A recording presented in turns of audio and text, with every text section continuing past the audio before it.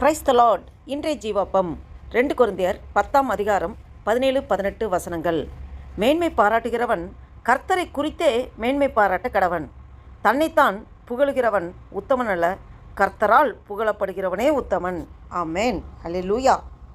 பாருங்க, கர்த்தரில் மேன்மை பாராட்டுகிறவன் கர்த்தரை குறித்தே மேன்மை பாராட்ட கடவன். தன்னைத்தானே புகழ்கிறவன் உத்தமன் அல்ல, கர்த்தரால் புகழப்படுகிறவனே உத்தமன். முதலாவது, நமது பெருமையின் மையம் எதுன்னா அது கர்த்தர். பவுல் ஒரு முக்கியமான உண்மையை சொல்கிறாரு. நம்முடைய திறமை, சாதனை, ஊழியம், அறிவு ஆகியவற்றை வைத்து நம்மை பெருமைப்படுத்தாமல்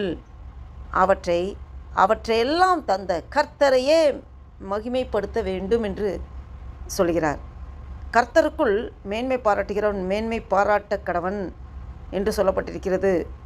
1 கொரிந்தியர் 1ஆம் அதிகாரம் 31ஆம் வசனத்தில் பார்க்கிறோம். நாம் செய்தது என்று நினைப்பதற்கு முன்பாக நம்மில் தேவன் செய்ததை நினைக்க வேண்டும். அல்லேலூயா. பாருங்கள், ரெண்டாவதாக மனிதனுடைய புகழ் அல்ல, மனிதன் புகழ் அல்ல, தேவனுடைய அங்கீகாரம்.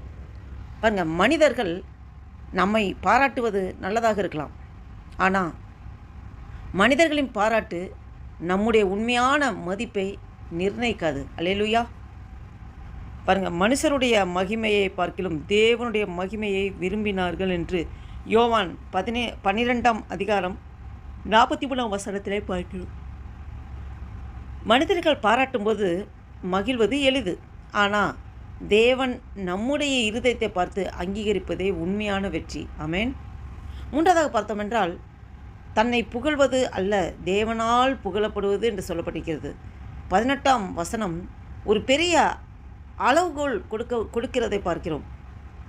தன்னைத்தானே புகழுகிறவன் உத்தமன் அல்ல. ஊழியத்தில் நாம் எவ்வளவு செய்தோம் என்பதை பார்க்கிறோம். தேவன் நம்மை எவ்வாறு காண்கிறார் என்பதே முக்கியம். மனுஷன் முகத்தை பார்க்கிறான், கர்த்தரோ இருதயத்தை பார்க்கிறார். 1 சாமுவேல் 16ஆம் அதிகாரம் 7ஆம் வசனத்திலே பார்க்கிறோம். ஒரு சிறிய ஆலயத்தில் ஒரு விளக்கு இருந்தது.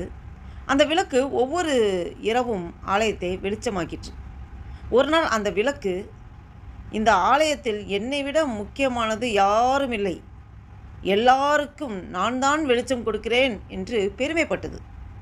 அப்போது அதன் அருகில் இருந்த எண்ணெய் மெதுவாக சொன்னது,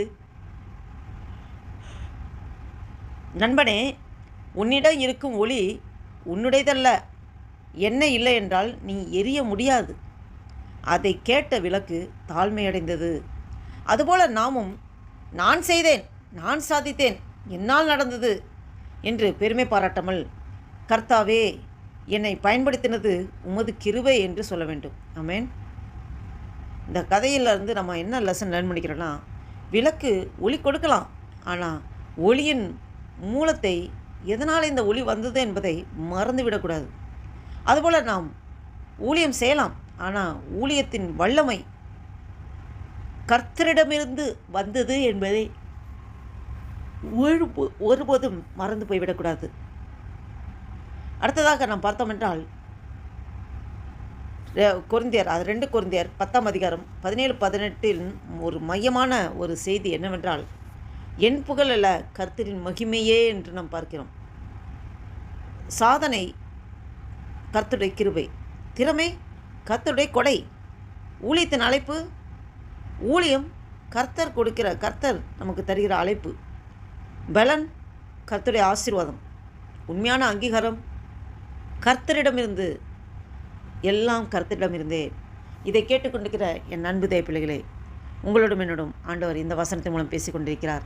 நாம் முழுவதுமாக நம்மளை ஒப்புக் கொடுப்போமா? எல்லாம் தேவனுடையது. நாம் நிற்பதும் நிர்மூலமாக நிற்பதும் ஆண்டோட சுத்த கிருபை. நாம் இந்த சிந்தையோடு ஒரு புதிய நாளைக்குள் ஆண்டவர் நம்மை நடத்தி கொண்டிருக்க தேவனுக்கு நன்றி செலுத்தி ஆண்டவர் நோக்கி பார்த்து ஜெபம் செய்வோம். அன்பும் இரக்கம் நிறைந்த பரம தகப்பனே, உம்மை நன்றியோடு துதிக்கிறோம் ஐயா. துதிகளை மத்தியில் வாசம் செய்கிற தேவனை நன்றியோடு துதிக்கிறோம் ஆண்டவரே. அப்பா ஆண்டவரே, ஒரு புதிய நாளைக்குள்ள எங்கள் நடத்தி கொண்டு வந்திருக்கிற ஸ்தோத்திரம் ஆண்டவரே. இந்த 2026 வருஷத்தின் ஆண்டவரே 8வது மாதமாகிய ஆகஸ்ட் மாதத்தின் ஆண்டவரே 10ஆம் தேதியை காண கிருபை செய்த தேவனே, உமக்கு கொடான கொடி ஸ்தோத்திரம் ஐயா. நன்றி தகப்பனே. ஆண்டவரே, அல்லேலூயா. அப்பா, வேளையில் இந்த வீடியோவை கேட்டுக்கொண்டு பார்த்து கொண்டிருக்க ஒவ்வொருவரையும் ஏசப்பா நீர் இந்த வாசித்த வேத வசனத்தின் மூலமாக அநேக காரியங்களை வெளிப்படுத்தின ஆண்டவரே. அல்லேலூயா. ஆண்டவரே அப்பா ஸ்தோத்திரம். எப்போவுமே ஆண்டவரே தேவன் உம்மை நாங்கள் உயர்த்துகிறவர்களாக, உமக்கு மகிமை செலுத்துகிறவர்களாக, உமக்கு கணத்தை செலுத்துகிறவர்களாக எங்களை அர்ப்பணிக்கிற ஆண்டவரே. எங்கள் சுயமெல்லாம் சாம்பலாய் மாறட்டும் ஐயா. இன்றைய நாமம் ஒன்றே மகிமை பாட்டும் ஆண்டவரே. உம்முடைய சுத்த கிருபை ஆண்டவரே. நாங்கள் நிற்பதும் நிர்மூலமாக இருப்பதும் உடைய சுத்த கிருபை. எங்களை முற்றிலுமாய் தாழ்த்தி ஒப்பு கொடுக்கணும், அர்ப்பணிக்கிறோம். இன்றைய நாமம் ஒன்றே மகிமை பாட்டும். இந்த வீடியோவை கேட்டுக்கொண்டு பார்த்துக்கொண்டு ஒவ்வொரு நீர் அபரிவிதமாக ஆசீர்வதிக்க கிருபைக்காக ஸ்தோத்திரம். முக்கிய துதிகான மகிமையெல்லாம் செலுத்துகிறோம். இயேசு கிறிஸ்துவின் நாமத்தினாலே ஜெபிக்கிறோம் ஜீவனுள்ள எங்கள் நல்ல பிதாவே. ஆமீன், ஆமீன். Praise the Lord. Thank you Jesus.